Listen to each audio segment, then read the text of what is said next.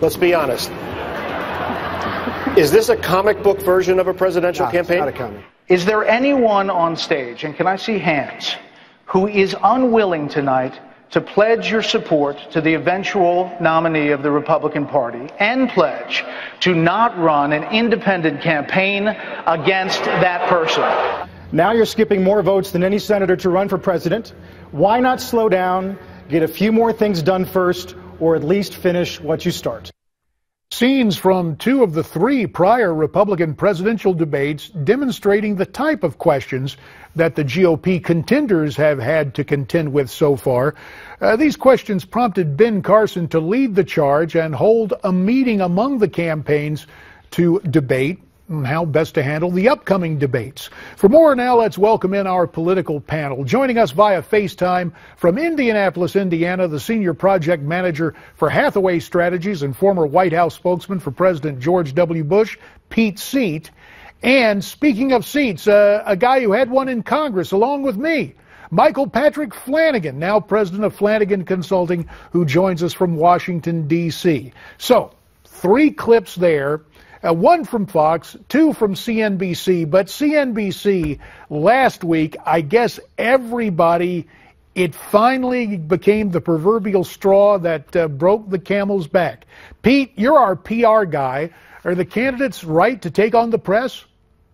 Well, there's a fine line, JD, between strong, good, substantive questions, tough questions, and stupid questions. And there were a lot of really stupid questions in that CNBC debate. And I think the candidates are making a great point to go after that and to make sure that these debates are better run and more substantive in the future. I will say this, though.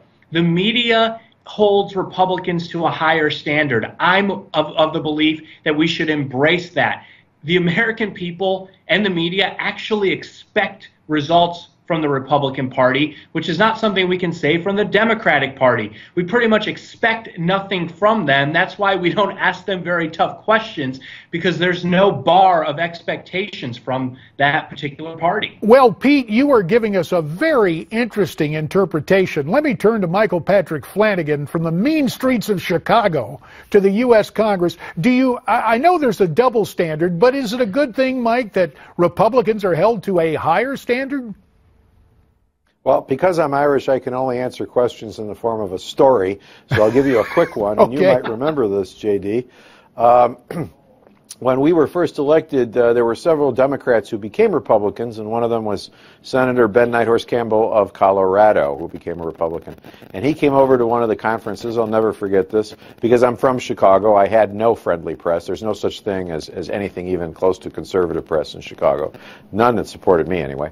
And Ben came in and he said, for years and years, I've listened to you Republicans whine and cry about the press, and I've listened to you, and I don't know, I never understood it until I became a Republican. Then all of a sudden, I went from the voice of moderation to a crazy right-wing nut overnight, simply by changing the little letter behind my name. And that's the point, is that there's no meeting. They don't sit around and discuss how to hatchet the Republican or things like that. They just have a group think together about it. They all think the same way, and they think that people who don't think like they think are stupid. Not that we're wrong, not that we're evil, not that we're bad, but that we are actually mentally deficient and treat us in that fashion. And I think you saw that at CNBC. It was like adults talking to children. It was outrageous. Well, that CNBC debate, and John Harwood in particular, and I've had my own encounters with Brother Harwood, that was problematic. What is interesting now, Michael and Pete, is yet another one of our classmates, Mike, Joe Scarborough, who we see on MSNBC, this morning was willing to step forward front and center. Let's take a look at what Joe had to say.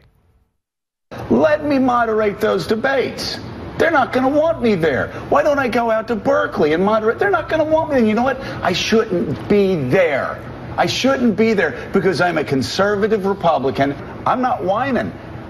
It's just the reality. Democrats would never put up with having you and me and Charles Krauthammer moderate the next 20 Democratic debates over the next 5 years. Yeah, that's the point. Michael, they wouldn't, the Dems wouldn't want you or me or Scarborough or any confirmed conservative to show up in Berkeley or anywhere else, would they? Well, why? Because we're mentally deficient. We're just not smart, JD. We're dumb people. We don't get the deal that they get. We don't ascribe to the religion they describe to. I'm serious about this. They truly don't think that we have the mental capacity to run a country and do the things we're supposed to do. That's why they gravitate toward guys like John McCain and others who make noises that they can agree with on a lot of issues, and then they come back to the guys on the right and say, you're not just crazy, you're stupid. All right, a minute 30 remains. Pete Seat, I got to get you up out of your seat on this one here, pal. Ted Cruz in Iowa over the weekend said a requirement for a moderator in a Republican debate should be somebody who's actually going to vote in a Republican primary. Is that taking it a little too far? I think it's taking it a little too far. Again, there's a fine line between tough questions and stupid questions. I don't want to see a debate where the moderators are fawning over the candidates either. I think that these candidates, if they want to be president of the United States, have to answer difficult questions. They will never encounter a moment or a situation in the Oval Office that is easy. Maybe a photo op or signing some pictures will be the easiest thing they will do. They will have tough decisions to make, decisions that are literally life and death. So they should be able to handle tough questions in a debate. But what CNBC did, and now NBC is getting the fall for it by losing their chance to host a debate coming up in February, what they did was beyond the pale, and these candidates and their campaigns have a right to be upset. Pete Seat in Indianapolis. Michael Patrick Flanagan from Newsmax, Washington. Gentlemen, we thank you for your insights and analysis, and I, for one, think it was exceptionally intelligent, Michael P. Now, after the break, Bernie Carrick joins us. Stay tuned.